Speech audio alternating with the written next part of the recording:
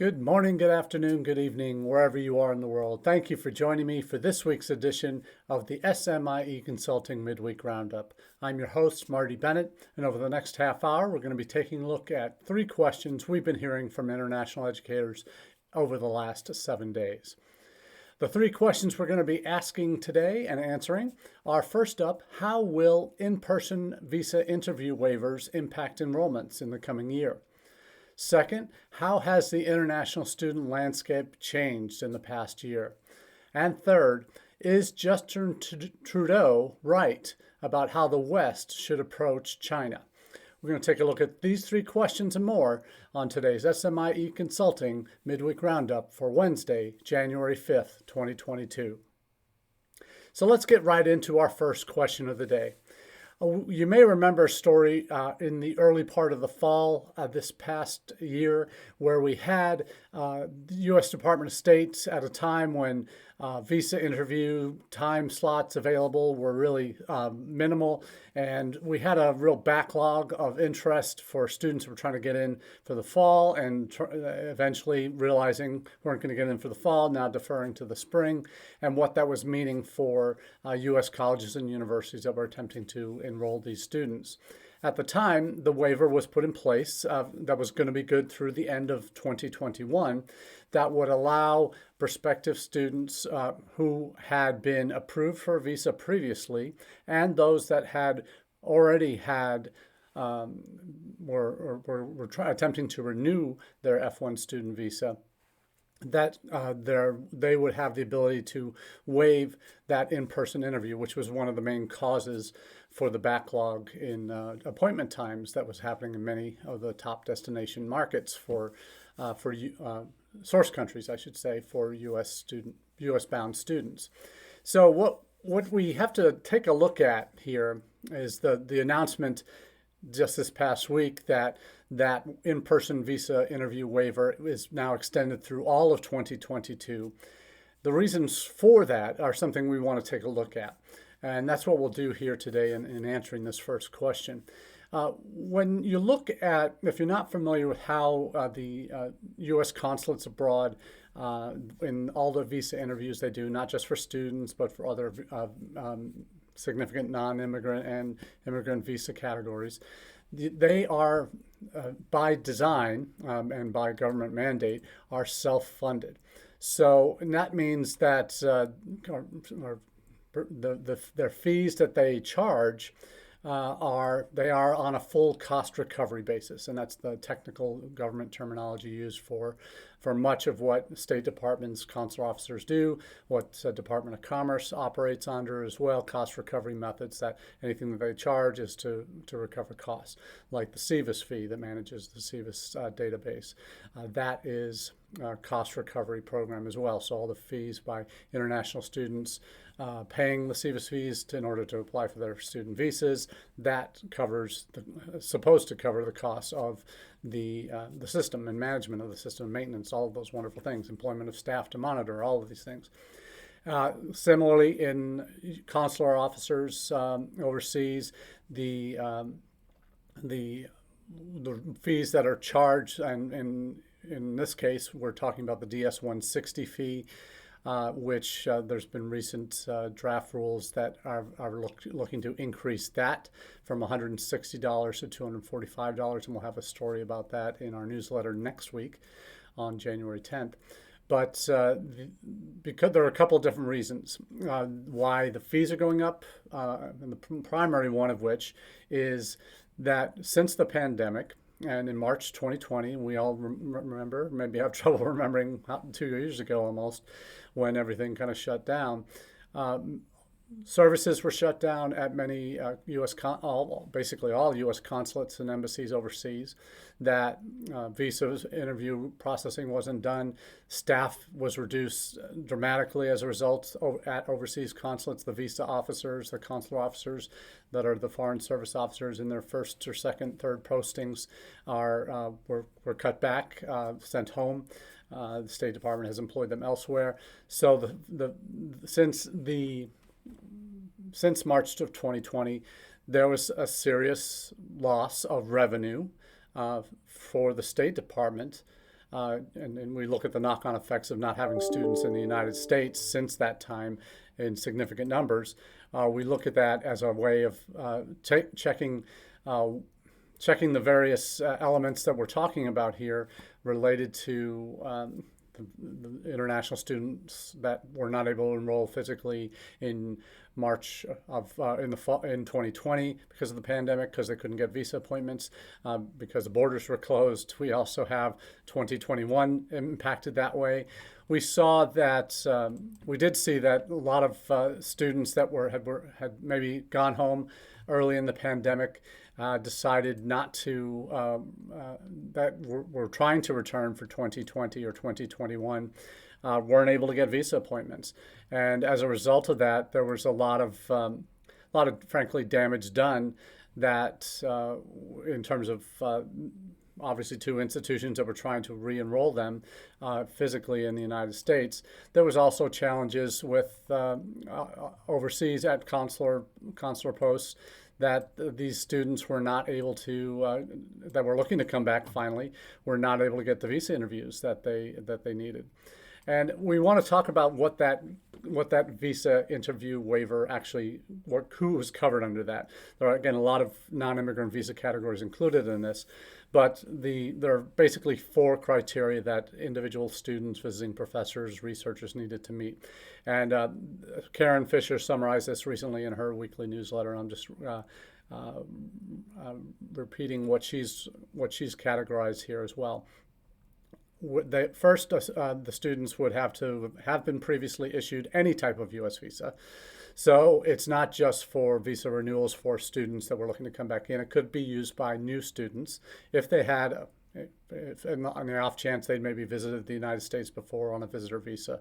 So if they had previously been issued any type of U.S. visa, had never been refused a visa unless that refusal was overcome or waived, have no apparent ineligibility in terms of funding or other things, and are applying for the visa in the country of their nationality or residence. So they're in their home country, from the country they have their passport from.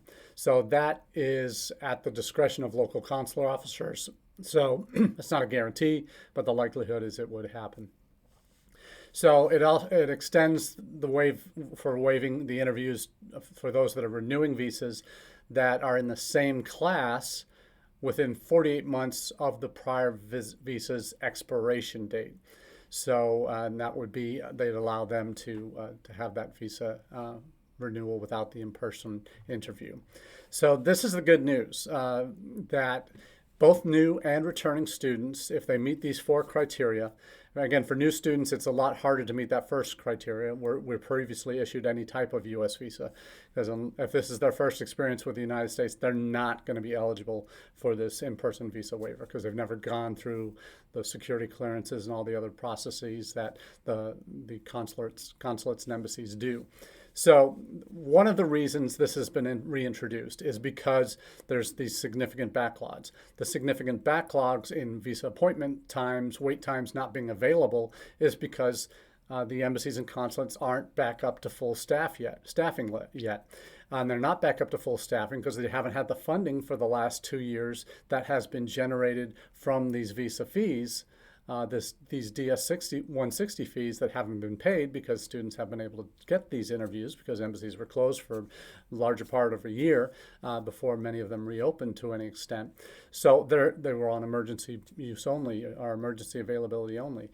So that we're at a position now when things are, even though COVID is still raging and with the Omicron variant, even though it's a milder form, that has impacts in various countries. So it's not just what's happening in the United States that's an issue. It's what's happening in every single country where students are that are looking to come.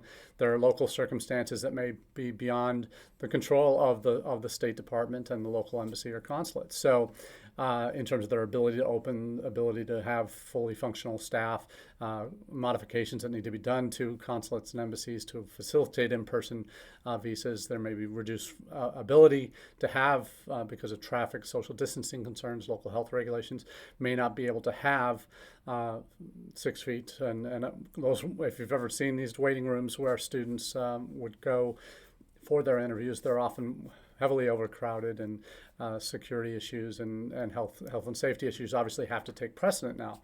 Have always taken precedent on the security side, but are now also impacted by health and safety. So we're looking at embassies and consulates that have been severely depleted in staffing.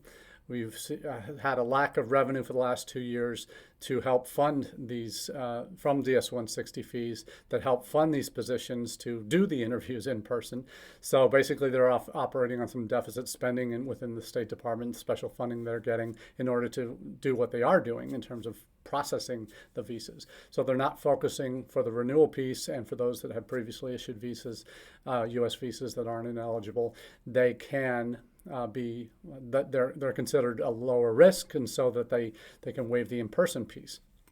That's not going to be the case for the lion's share first-time students that are coming to the United States. So it does account for a portion, certainly will facilitate easier return of continuing students who still haven't been able to get back into the country, may allow for students that do need to go home for emergencies or family vacations or summer breaks, may have opportunities to renew and get that process done in a timely manner, not have to do an in-person interview, and still be able to get their papers, new visa to return in the next academic term whenever that begins.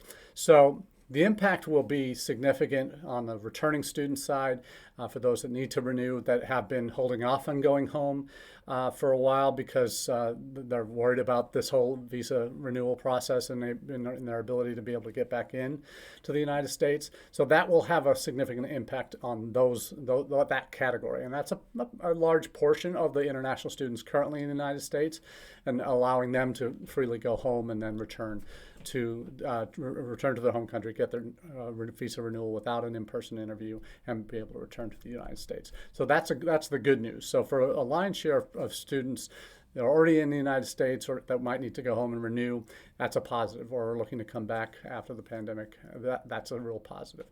So if for a very limited fraction of the new students that are coming in each term for 2022, will this be of use, unless they've been in the United States previously. So that's the positive impact that we're talking about here.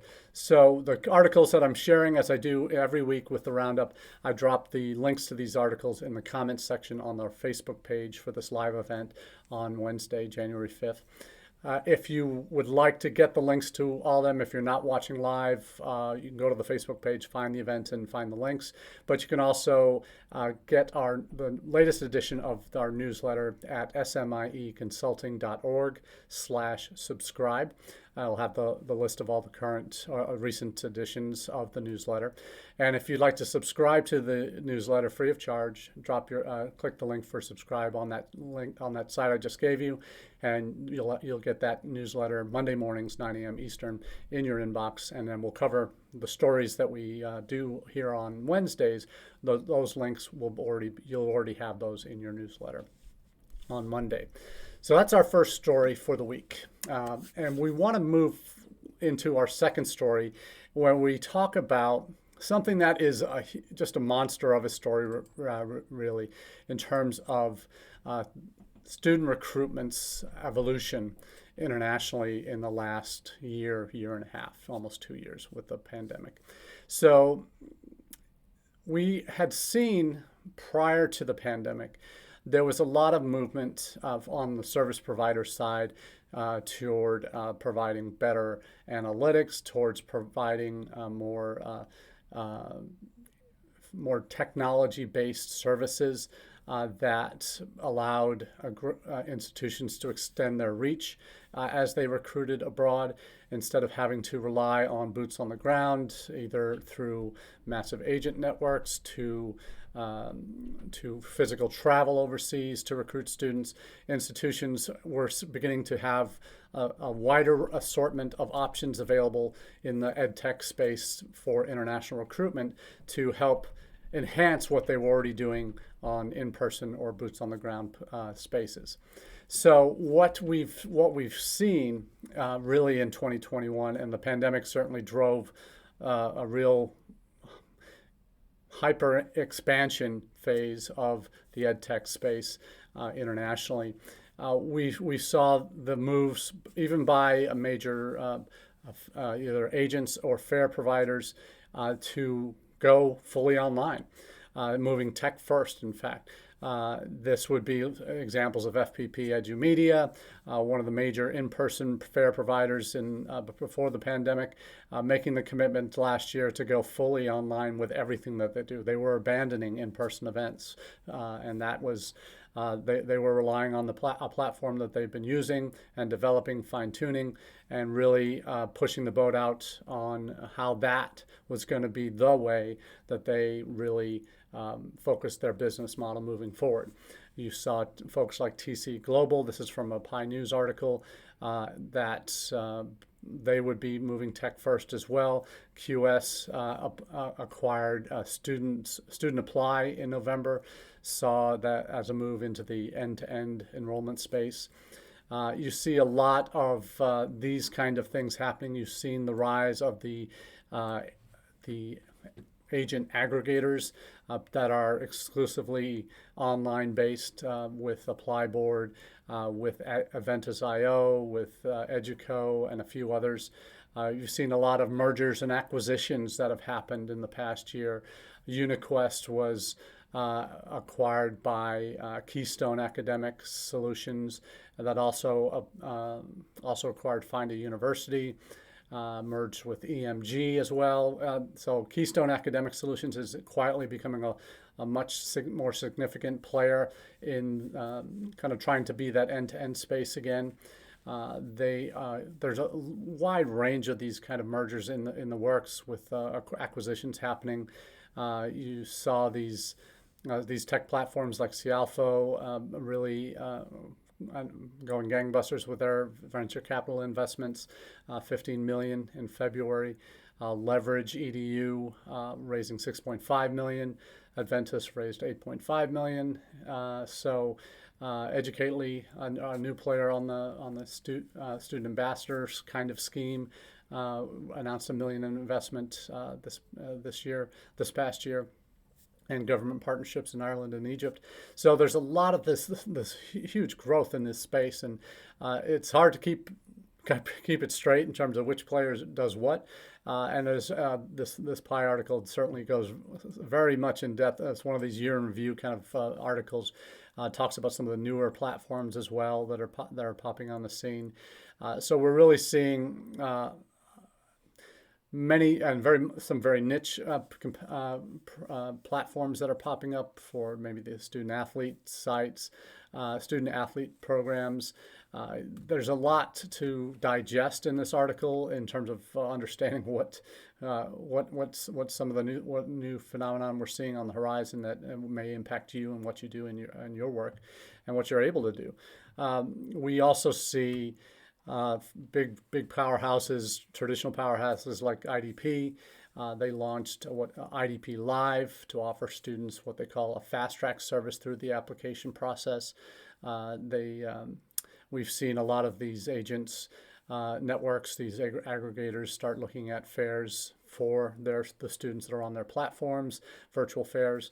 Obviously, have dominated every international recruitment office's jobs the last 20 months. And it's really just only seems to be growing. And I know a lot of institutions right now are at a tipping point in terms of, well, are we going all in with virtual now and the various tools that we have? Are we still going to do any physical recruitment when and if it becomes easier to do? There are a few intrepid groups, colleagues at USEG did a successful tour this past fall in the Middle East to a few countries with a lot of rapid PCR tests that they had to take entering and leaving countries. So there's a lot of that going on in order to make it work. Individuals have done, I know several colleagues have done individual travel this past fall, usually just to one or two countries because of depending on what the quarantine and vaccination requirements were in the different countries. So there's a lot of positives coming out in terms of services that institutions can and should take advantage of. And there's a real need for kind of a vetting process for what makes sense. I know one institution I'm working with, they're really exploring this space for the first time ever in terms of international recruitment and being intentional about it.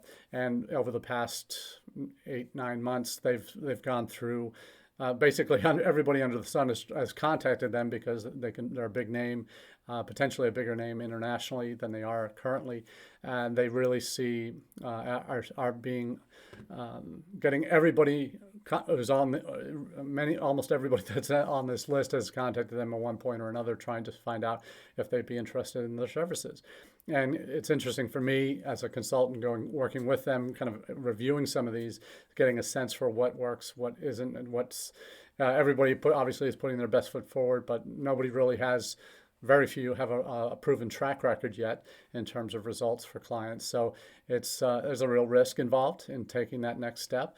But you do see one of the common themes I've seen is that in how ed tech space is developed, you've seen a much greater focus on not just lead gen, not just driving applications, not just conversion, but providers that can provide a wide range, basically prospect to enrolled student range of services that institutions can see value in, and know that if they have physical people on the ground in their key markets, it's going to help them develop those resources, develop those students from initial prospects into enrolled. That's something that you really you want to certainly my advice is, as many of these ed tech companies that are coming your way, that are dying to have just a minute of your time to talk with you about their products and their services, be circumspect about it. You obviously want to check referrals. You don't want to commit to anything until you know that they can deliver on what they're promising. And you also need to see value in money in terms of for the money that you're going to be expending. Are they delivering something that's for what they're charging? Is it helping you achieve your goals? Is it just filling up the top of the funnel and that's it, and the rest is up to you, but they're charging you agent rates for those? If you enroll any of those students where you're doing all the hard work, all they're doing is filling the top of a funnel for you. That's one challenge, one question you certainly need to be asking yourself. Or are they really hand-holding? Are they customized service really for your institution, able to end-to-end help you work with individual students through the process? Are they able to meet those needs that you have? And are they do they understand your campus? Do they understand your requirements? Do they understand the kinds of students you're looking for? If that's not the case, everybody's going to say they do and say they are those things, but are they? Do you think they're actually able to get it? And you're not going to get that from certainly fresh out of the box companies that are trying to get your business. But certainly you want to leverage who you are and what you can do, and your reputation as an institution to maybe get a free 6-month trial to see if you are able to move the needle at all on through the use of the products. But there's always caution out there in terms of you need to be circumspect. You need to certainly dot all your I's, cross all your T's in terms of your homework you're doing on these companies, not just relying on what they send you, but certainly getting the references and understanding what they're actually able to deliver on. Because unless you spend time understanding those each provider's level of service and what they do and what they don't do, you are putting yourself at a disadvantage by really making sure you're doing your homework. That's why we want to provide these chats every week to kind of highlight what those issues are that you need to be aware of as you're being assaulted by vendor after vendor looking to earn your business. But if there's one truth in this mix, in answering the question, how has the international student recruitment landscape changed? The second question today, it has changed dramatically. The pandemic has shifted priorities for almost every institution I'm working with in terms of what their focus is, what they're willing to commit to, what they're not willing to do anymore. And that means that it puts more pressure on the individual decision makers to really make sure they're doing their homework. Not that you weren't having to do that before, but you have to learn more about these providers, about what they do, what they don't do in spaces that maybe you've never thought of. So it is really an important time that it is changing the way we do business. Much like when I first started going to NAFSA conferences in the 90s, the exhibit hall was much smaller than it is today. And it was usually the other pavilions from other countries and their universities and a few service providers here and there. But my goodness, in the early 2000s, you just saw a veritable explosion of service providers that would help you at every point in the process, both for inbound international students, outbound study abroad students. That really you go to that exhibit hall now, and I'm looking forward to going again into NAFSA in Denver, back in person for the first time since 2019. What that's going to look like and how important those dynamics and that opportunity to have that in-person experience, to get to know the potential people that you're going to be doing business with, meeting them personally and having that experience. Because that, frankly, we need to get back to that, because we've lost a lot in the last 2 years in terms of our ability to really connect with who we're doing business with on a regular basis in person, because relationships still are at the heart of everything we do in international education. And the stronger ones that we have are going to be the ones that are built on trust, on that firsthand knowledge, that relational knowledge we have with the people that we're doing business with, that we ultimately can only truly be done well in person. So keeping those relationships going is going to be an important step moving forward, and ability to do that in person again is something we'll continue to focus on here on the Roundup. Now, our final question for the week. Question number 3. It's a little off topic in terms of international education, but has elements of it that are you'll see as we go through this. And that is Justin Trudeau, Prime Minister of Canada, right about how the West should approach China? And this article, it came out on Christmas Day out on Reuters. And reading it, I was like, oh my goodness, he's not wrong. This is an article Reuters covered that Prime Minister Trudeau said in an interview that Western countries should have a more united front against China to prevent the Asian state from using commercial interests to play them against each other. And this is something that it's obviously clear when you look at it, when you are able to take a step back. We in the United States and other countries around the world that rely on China for trade, certainly in the United States, one of the biggest topics over the last few months has been supply chain issues with orders taking weeks instead of days, months instead of weeks, when we order certain things from our favorite online vendors. You realize that those goods come from somewhere. And going back to one of my favorite books in the middle 2000s, The World is Flat by Thomas Friedman, one of the 2 books that I've actually had signed by authors that I read for work. In that book, he talks about the global supply chain and how interconnected everybody is. And we've certainly seen that during the pandemic with why goods have taken much longer to arrive. There have been labor shortages here in the United States for manufacturers in the U.S., for delivery companies, all the pieces in the puzzle. But you've also had goods that are coming from overseas. We have had boats parked off the coast of California and Washington, other major ports around the United States, particularly on the West Coast, that are coming from China and Asia, where they're just delayed because we can't get them into our country fast enough. There's been the ongoing trade wars that we have had with China, not just in the U.S., but in other Western nations have had political debates, confrontations between Australia and China, China and New Zealand, China and the UK, China and the US, China and Canada. All of the major Western powers have had their moments with China and the leadership there. And Trudeau says that China has been playing Western countries against one another as they compete for access to economic opportunities in the country. Everyone knows how big of a market China is for Western countries trying to get their goods sold there, and also what we're letting in from China.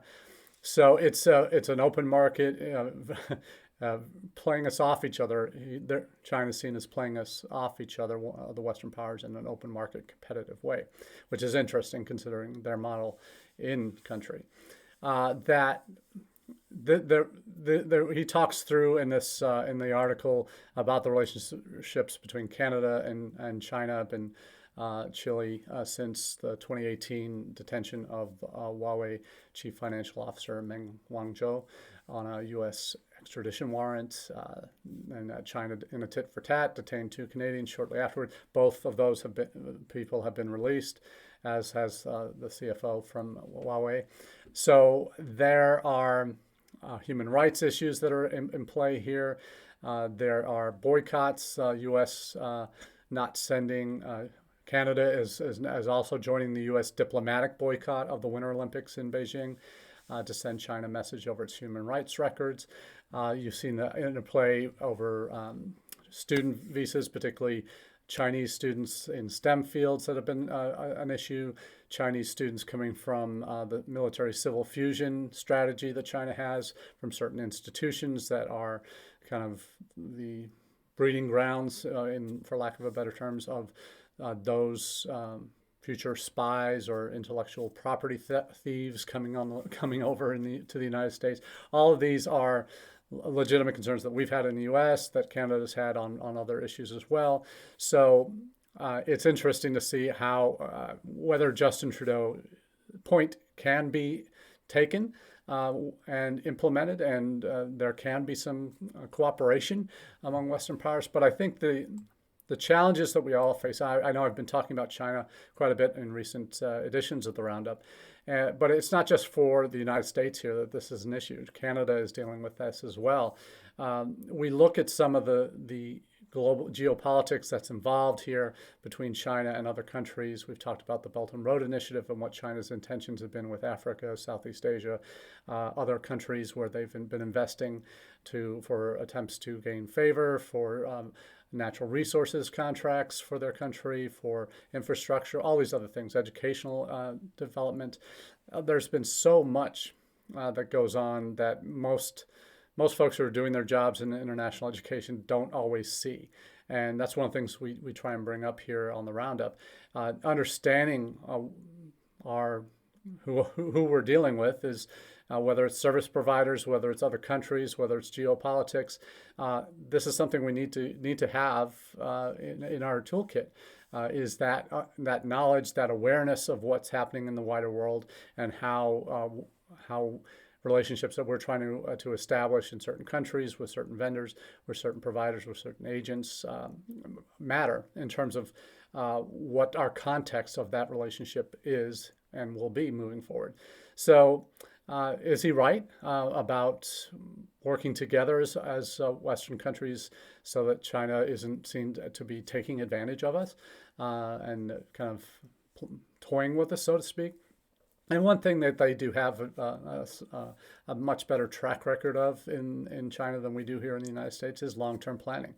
And with the way their government system is set up, the Chinese Communist Party rules everything. It's a single-party state, and that the current president, Xi, has been in power for many years now and has kind of beyond just the cult of personality that a leader in a communist nation can and does have, he has successfully navigated some very interesting relationships with Western leadership, in North Korea, with Russia, that particularly when it comes to the West, the attitude is, hey, you're going to play by our rules if you want to work in our country. And we would say the same thing in the United States, but how we are seen to have been played off. Again, Trudeau's impression that the U.S.